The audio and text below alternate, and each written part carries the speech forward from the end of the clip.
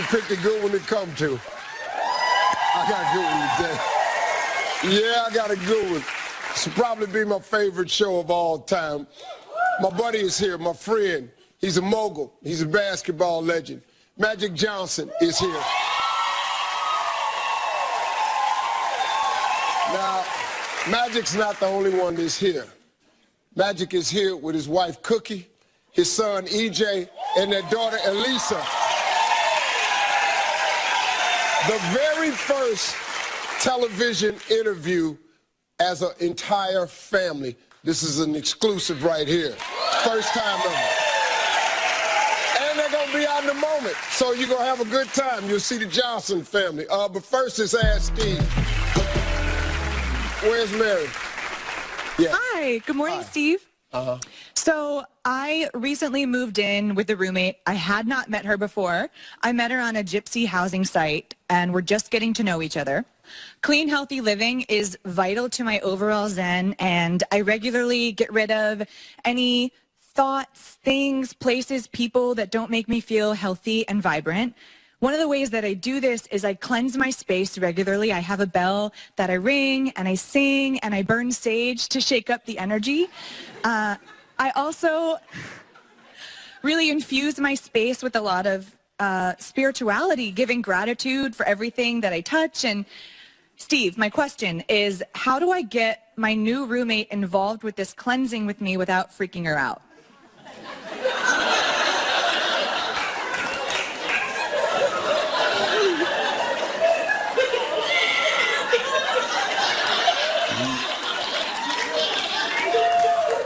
You're not going to be able to not freak her out because you just freaked me out.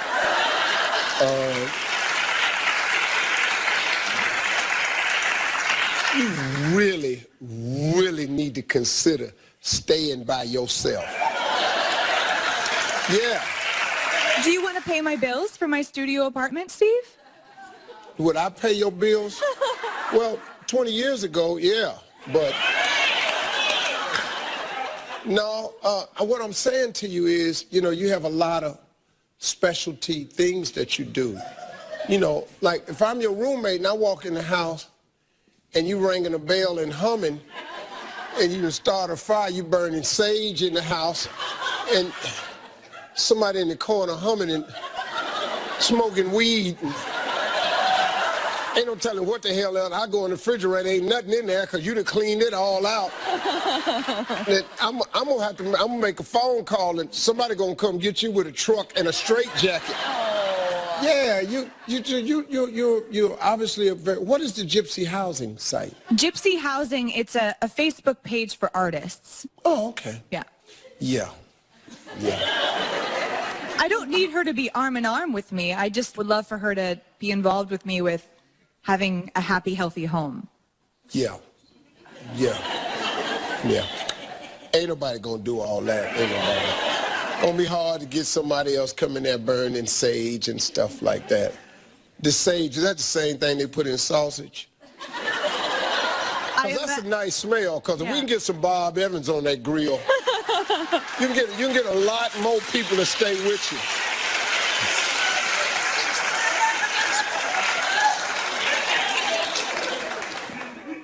Steve, I'm right here. I saw that.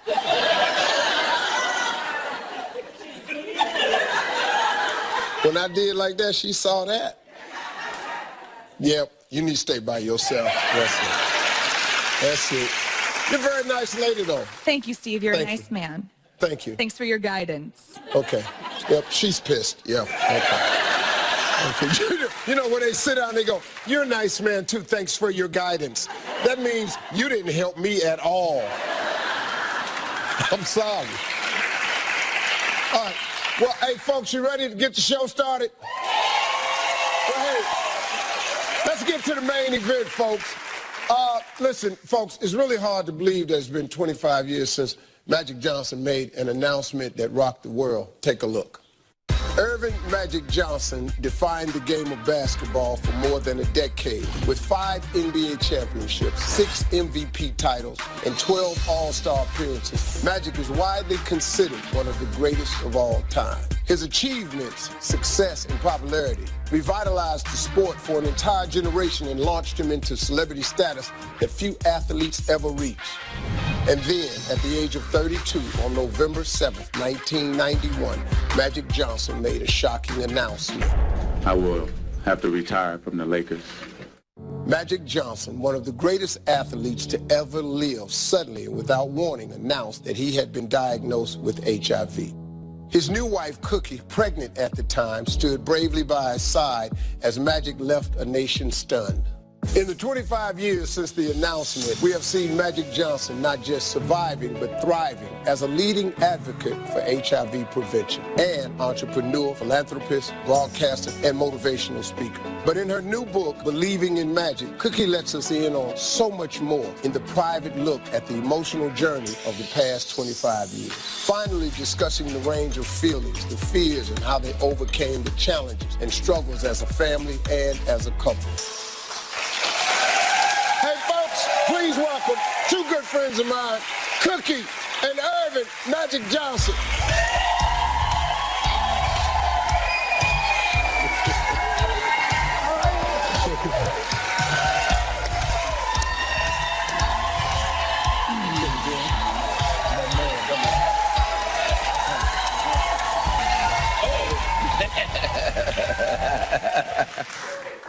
Wow, this is gonna be good.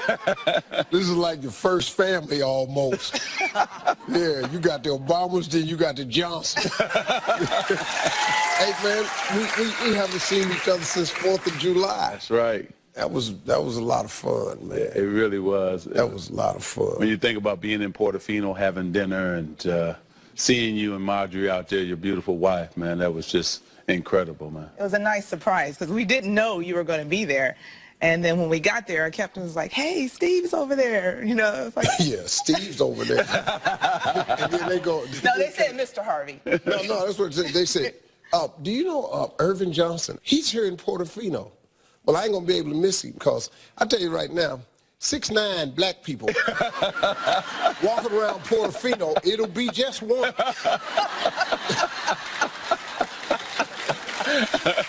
Yeah, man. Okay, now, recently you attended President Obama's birthday party. Oh, yeah. Right? At the White House. How was that? That was so much fun. Yeah. They are so cool. You know, they're so laid back. It was a great, you know, they said, wear comfortable clothes, you know, be chic and fun because we were going to dance all night. And they had it set up with a great DJ Jazzy Jeff, you know, from Will Smith. And, oh, my God. Yeah. He was playing the jams. We were dancing like we were 19 again. Yeah. Yeah. But we felt like we were 60 when we got done the next day. And they were dancing all night, and the kids were dancing with Usher. You know, those girls can dance. Yeah, yeah. And President Obama was getting down. The First Lady was getting down. They were dancing, man. They do dance at their parties. Yeah. Yes. I felt like it was a bit too much when I was there. I'm trying to act presidential. You know what I mean? I was over there trying to, because I'd never been in the White House. I'm over here just minding myself and trying not to touch nothing. All I could hear was my mama, don't break nothing in these people's house. Man, this is so good to have y'all here. Hey, look, we got a lot to chat about today, so we're going to go to break. When we come back, we're going to talk about everything from the beginning to now, the family, everything. Stay with us. This is the first time, folks. The Johnson family with a family interview.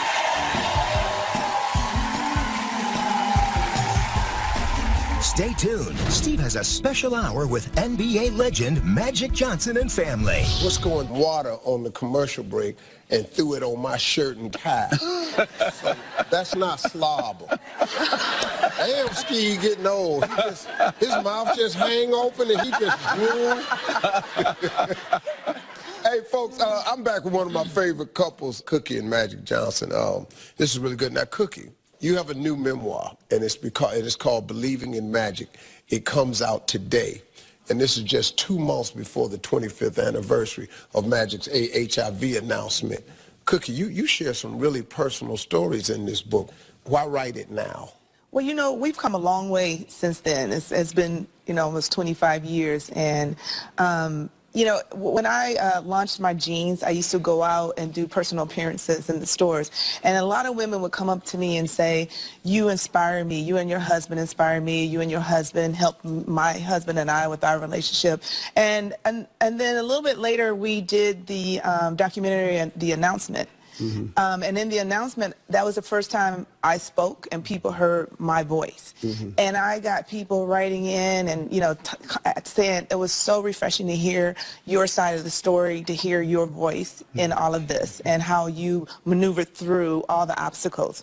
And so I decided, you know, maybe I should tell this story, you know, like a testimony. It's my testimony of how, because basically this was all about God. It was all about how God helped guide me through everything. Yes. You know, I had to develop faith, and I had to take that fear and turn it into faith, and that's what helped us get through everything. What was going through your head when Magic found out he was HIV positive? Well, fear. I was scared to death when I found out. You know, that day he was about to play in Utah, and what I normally did was get with some girlfriends who were other, you know, wives of the players, and we would watch the games together sometimes. So one of my friends came over, Nicole came over that day, and we had just gotten popcorn, we were just sitting down to watch the game, and I got the phone call. So I'm like, wait a minute. I get the call, and I'm looking on TV, you know, they're warming up, and he's not there. He's calling me saying, I'm on my way home. I have to tell you something.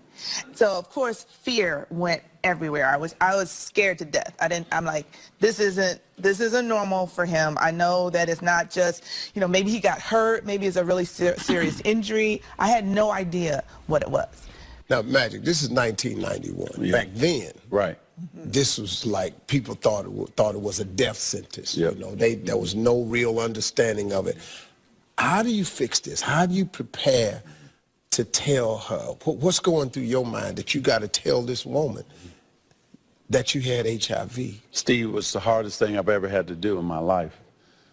When you make mistakes, you hurt the ones who love you, right? And, you know, we not only are husband and wife, but we're best friends. And she was pregnant with our son, EJ.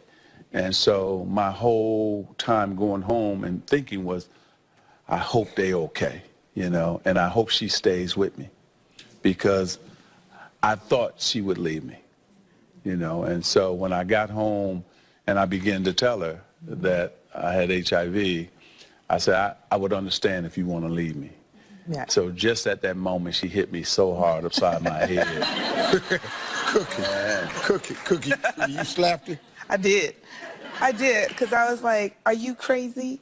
You know, for me, it wasn't about what happened to get us there. It was about what was standing right in front of us at that point in time. And what was standing in front of us at that time was, you know, when you heard about AIDS or HIV, you thought death, right? It's a death sentence. So I was only focusing on he could die.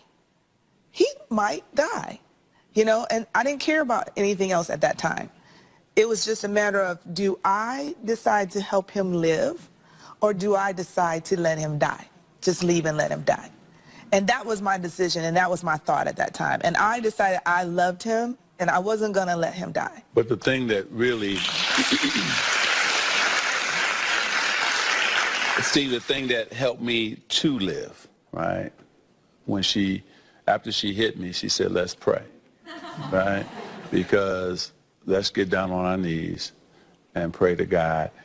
And that was the first thing. So now I know I got my best friend, my wife, going to be there to support me, because you need a support system when you're going through anything like this, right? And then the next thing that happened was the fact that then we heard the news that she was okay and the baby was okay, when EJ was okay.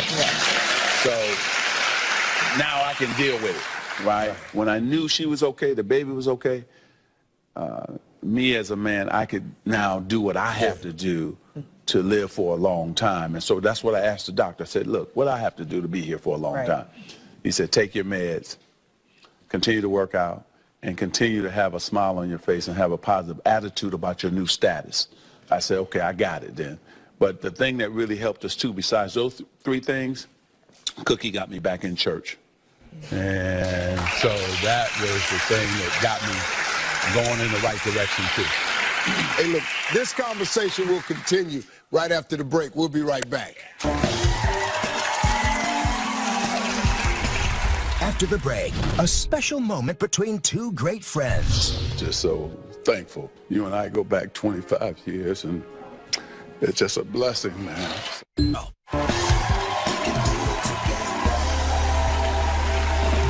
Hey, folks, I'm back with one of my great friends, Magic Johnson, and his wife, Cookie. Now, Cookie, you write in the book, Believing in Magic, that in the '92 Olympics, that was a turning point. How so? It was because in the beginning, for him to give up basketball was really hard.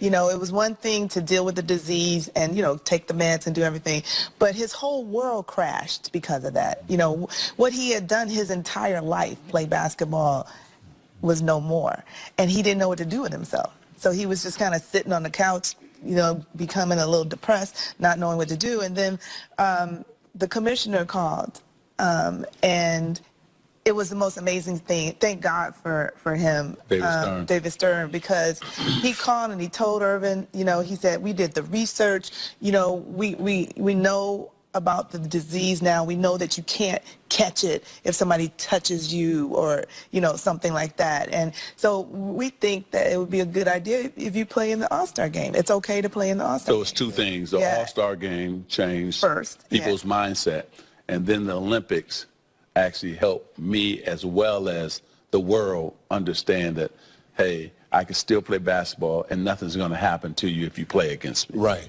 And so I owe Commissioner Stern a lot. But also what happened too, it brought us closer together, the Olympics, because we were together in Barcelona with EJ. And so he was, what, just a baby? He was barely a month old. Exactly. I mean, I had just had him.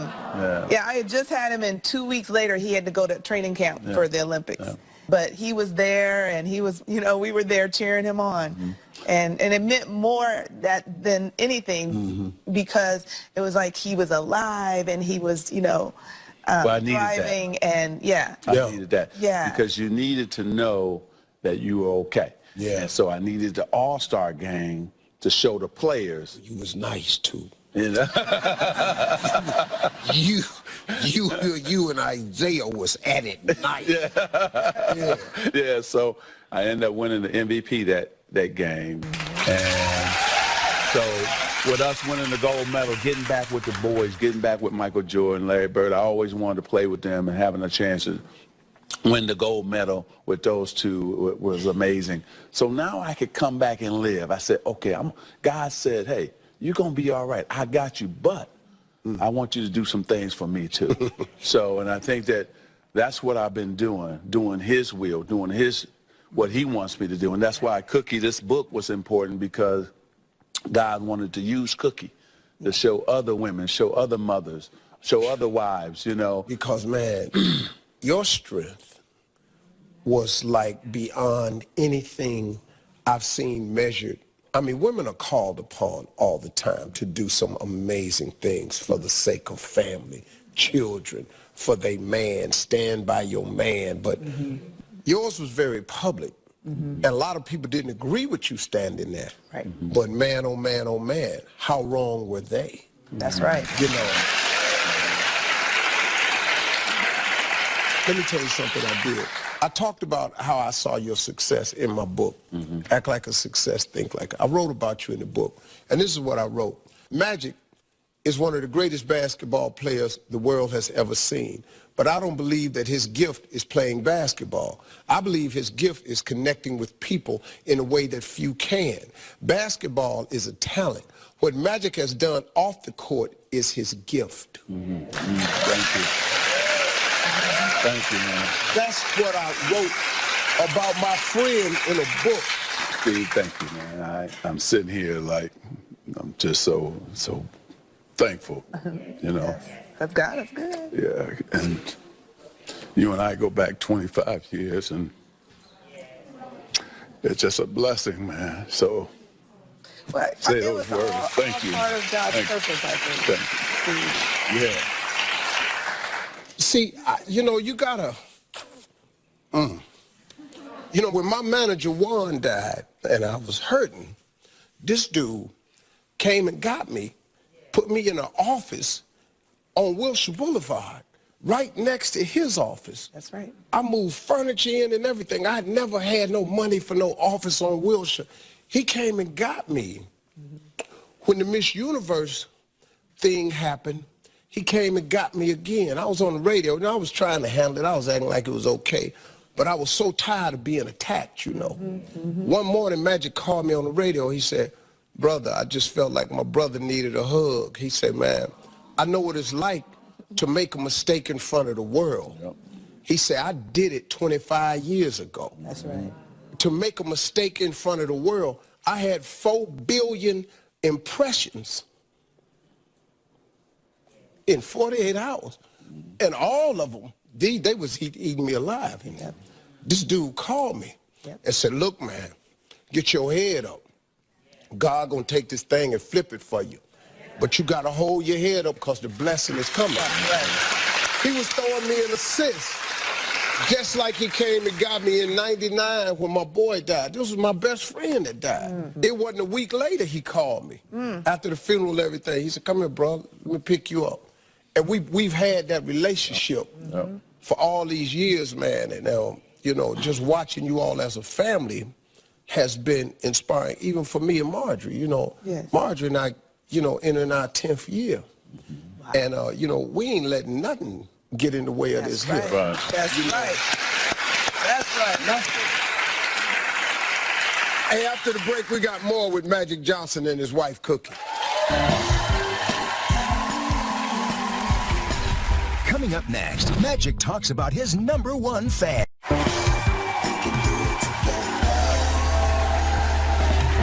Hey, folks, we're back with Magic and Cookie Johnson. Let me just, I don't know how else to say this. You got to be one of the baddest women that's played the role of wife and mother. You're a testament to all the great wives and mothers out there. Thank you. You did that thing. I was so in awe of you. I said, wow, she stood by him. And I never knew this story about, you know, he came in and said you could leave me. Because, I mean, I'm figuring he thinking, look, you can just go on with your life. This may be ending it for me. He didn't really understand. This could be it for me. And you went, no. Right. No, I can't leave you to die. That's a cold statement. That's a real statement about marriage. And then I look at y'all now and what y'all able to do now, and the jobs and the opportunities and the companies, the theaters, your new businesses down at Disney, out at all these ballparks, all these people working because of you. That's way more than playing basketball, man. You know, that's way more. That's way more than playing basketball. Well, Steve, you know, you have to have a great partner, right? And it was another situation. I was laying on the couch feeling sorry for myself, and one day she just had enough of me laying on the couch complaining. So she told me to get out and don't come back until you the man that I married. Yeah. And I went, ooh. Okay, because she said, you've always wanted to be a businessman, right? I said, yeah. So it's time for you to start looking to go into business instead of sitting here feeling sorry for yourself that you're not playing for the Lakers anymore. And that, again, changed my life. Cookie has been just incredible, man, just incredible. I mean, when you think about us meeting at 18 years old, and now we've been married for this our 25th anniversary, you know, right now. So we're celebrating that this year, and we're celebrating me living with HIV for 25 years. So we're happy. Our kids are happy. We got 2 incredible grandchildren, so we've been blessed. But I want to tell you this, man, a lot of times men, you know, they just care about themselves and taking care of their families and so on. I'm just happy that God placed us in each other's lives, because when I needed you, you were there. And I hope when you needed me, I was there. And that's what this is all about. And to see you grow, your brand, oh, man, you just killing it. This show, your radio show, well, I'm not even going to talk about you, the greatest game show host in history. It's not even close. And I think it's called Little Big Shot. Yeah. Yo. Yeah, that's it. Why you hurt us like that, man, with them kids? Yeah. Yeah. I mean, that's incredible, you got me brother. crying, trying I know, all of us up here crying. But we all up here crying, you know. But, you know, it's about how can we continue to help each other and then help the world, because that's what you're doing. That's what we've been blessed to do. You've been called upon to do a lot, right? And you just said, okay, Lord, I'm going to just do what I need to do. And you're blessing millions and millions of people every single day. And this woman here, you know, she's always wanted to be behind the camera, behind the scenes. Oh, you go out, that's not my world. And God said, I need you to step out now, Cookie. And I'm so proud of her. She's just, I'll tell you, folks, coming up next, Cookie and Magic Kids. oh, man. Lisa and EJ, they're going to be joining us for the first television interview as a family. Yeah. So we're going to meet all of them. You don't want to miss this. This is going to be good. We'll be right back, folks. Still Johnson, they've never sat down for a TV interview along with their two kids until now. First time. First time. Well, we wanted to do it with you, man. We wanted to do it with you. Folks, this is the moment. Please welcome the kids, EJ and Elisa Johnson.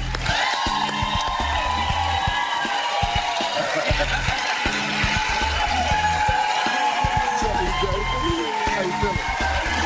Hey, gorgeous. What's happening, baby? Well, this is the first. EJ, you have lost weight, man. Yeah, a significant amount. How much? Somewhere up 200, I think. Yeah. So, how do you guys feel about your mom writing this book? Proud of her. Yeah, we're really excited. But I think it's really important that, you know, I think we've all kind of come to a point where we're all kind of sharing our stories and, you know, doing our things. And, you know, this is just going to be a really amazing vehicle for her to get her voice across and kind of share her side of the story that no one's ever heard before. Mm-hmm.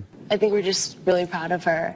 And finally we get a chance to hear where she's coming from. And I think she can touch a lot of women, mothers, and wives. Cookie, why was it important to write about EJ's journey? You know, I was writing, this was like my memoir, so I was writing about everything, you know, that we've been through, you know, and I also feel that there are probably other mothers out there struggling with what we struggled with in the beginning, and, you know, how we came to be where we are today, you know, and how we embraced him. I thought it was important that they see and hear how, you know, from the beginning, you know, how it was and how I came to that. Because I know there's a lot of women and mothers out there, you know. Right. But not just women, but men too, Steve, because, you know, in the beginning it was difficult for me to see him playing with dolls. And I think that first I had to stop wanting him to be who I wanted him to be, and just let him be himself. So it wasn't EJ, it was me, right? I'm so happy that he's happy, because this is what it's all about. I'm gonna love him for who he is. That's right. And a lot of times men are in denial, right? And yes, I pushed him toward football, soccer, basketball, and he was like, nah. Dad, that's not gonna happen. and so when he came out, and he came out his own way, and I give him great credit. And it's so funny because he has a lot of both of us in him. He's just like his mother, got a big heart, and he's just like me, very focused. He has a sharp mind. And he can put outfits together like nobody else.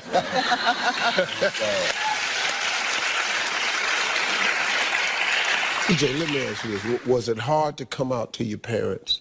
I think coming home is hard for everyone. You know, I'm obviously extremely blessed that, you know, my parents loved me and had my back and supported me. I think the hardest part was mostly is what, you know, Dad was talking about before, is like moving past the judgments and kind of like, you know, being under that scrutiny and everyone not really knowing what's going on and like, you know, moving past all of that. And, you know, and it causes tension and confusion, I think, you know, for anyone who's in that position before actually coming out and saying it. You know, once we come to a place where, you know, we can move past those judgments sooner, I think is really when, you know, whoever it is that needs to come out can really thrive and find themselves. Yeah. And I think that's the most important part. Did you think that it would be hard to get their support? I really didn't know what to think, honestly, but I knew, you know, I had had conversations with my mom about it beforehand, and, you know, I think that you never really know what's going to happen, but when it happens, it does, and then at that point is when everyone can take their time to kind of let it sink in and you know, do the work, because everyone needs to do their own mental, you know, process. Yeah. How has this been for you all's relationship? Oh, it's brought us closer. Yeah, we're closer than ever now. And it's amazing, you know.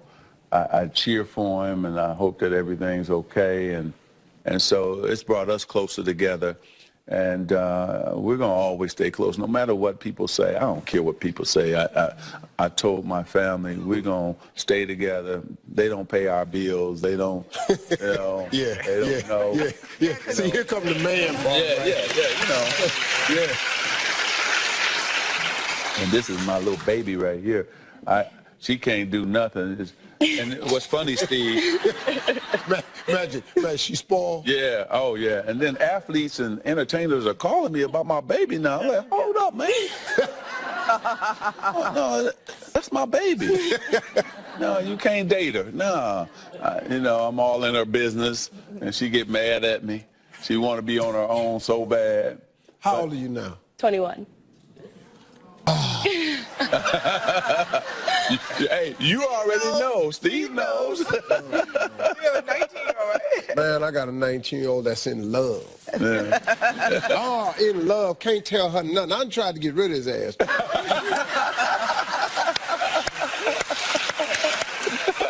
Man, this dude ain't going nowhere. No, nowhere. Imagine, did y'all meet him? Yeah. Man. Y'all met the dude. Nice young man. Man, nice beautiful little dude. I can't even find nothing wrong with him. That's why I'm trying to. You know, I got people following him. I'm just trying. I can't get nothing on this dude. Hey, I got it. Before I want to talk to her, EJ, I got to show you the greatest picture I saw. This is my favorite picture. Oh. Kevin was running his mouth at you. You took a bag and was going to bust Kevin.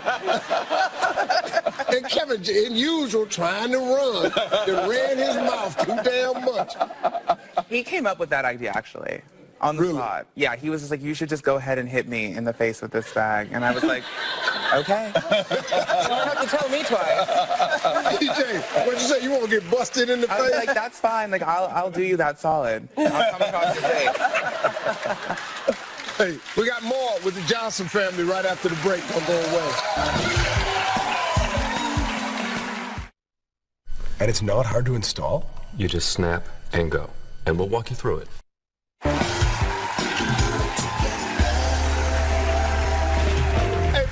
We're back with the Johnson family, sitting down for the very first television interview with the entire family. Now, let's talk about Elisa, because Elisa is adopted. Yes. And you wrote about her wish to meet her birth mom in the book. And how'd you all handle all of that? Well, you know, Elisa all along has been a curious kid, you know, so she's always asking questions.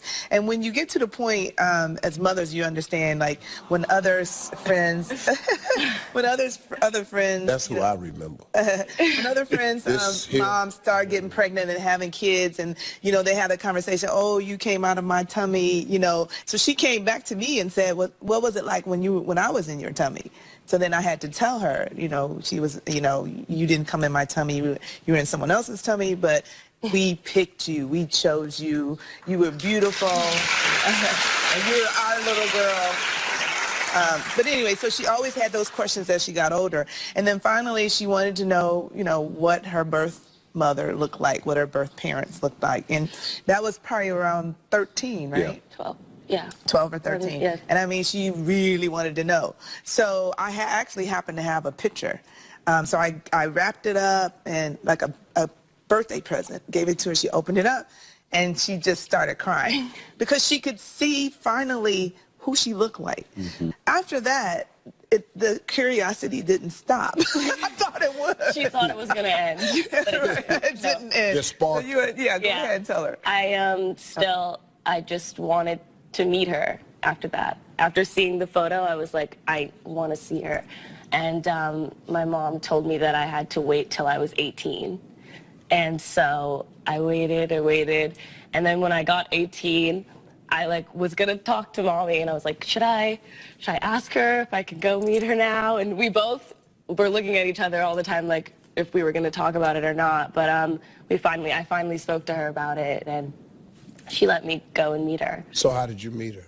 They're in Maryland, mm-hmm. and we flew out there. Mm-hmm. Yeah, so my first encounter with her was very surreal.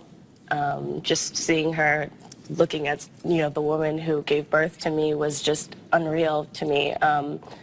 I cried a little bit, she cried, and then I ended up having a birth brother. He was born right after me, so he's my full brother. And so that was emotional for me, mm-hmm. To know that I was the oldest. I'm the youngest in this family, and then I was the oldest in their family. Wow.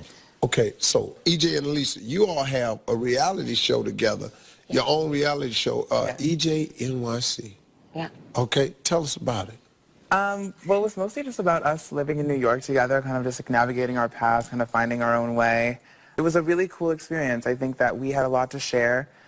All of our friends are from different races, different racial backgrounds, different socioeconomic statuses, different, sexual identities. So it was really, one of the first times you see, two young people of color with this diverse group of friends, and everyone's, just trying to make their own way and find their own success. Oh, okay. Mm-hmm. I didn't know nothing. Yeah. Now you know. Yeah. This has really been a great conversation, man. Thank you. What a great testament to love and family that you all represent. Thank you. I've watched you all's evolution as a family, and I could say that I'm very proud of you, man. Yeah. I'm very proud of all of you for being who you are. And it's helped me a lot. I think you guys are great. Y'all got a lot to do, man. Y'all gonna be pretty busy today, so I want to thank you all for coming, man. This is one of my favorite shows. One of my favorite shows I've set up here. And folks, Cookie's new book, Believing in Magic. What a great title. It hit shelves today. Everybody in the studio is going home with a copy today. We'll be right back. Pick up a copy, folks. It's a great book. Coming up next, after an hour with an NBA great, Steve has basketball fails that are not so great. All day.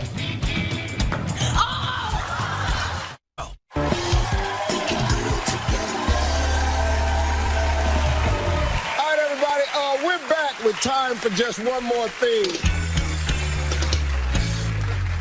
We all know Magic Johnson was a superstar on the court when he played, but not everybody has the magic touch in basketball.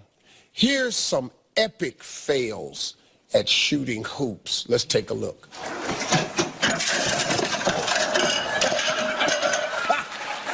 Yeah, one more time, do it again. That's a good idea. Yeah, jump on the cart. That's a good one. I like that one. He never thought that, those little regular backboards that you buy is like a pulp wood backboard. Guess that just never crossed his ignorant mind. Oh, but his daddy, though. Here's one right here. Here's another one.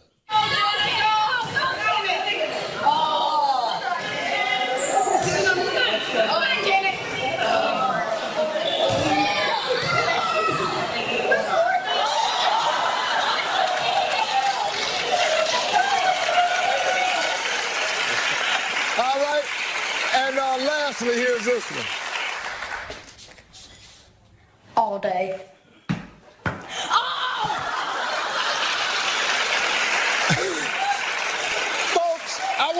the Johnson family. It was a really, really incredible hour. Remember checking me out on Facebook at Steve Harvey TV. We'll see you back here next time, folks.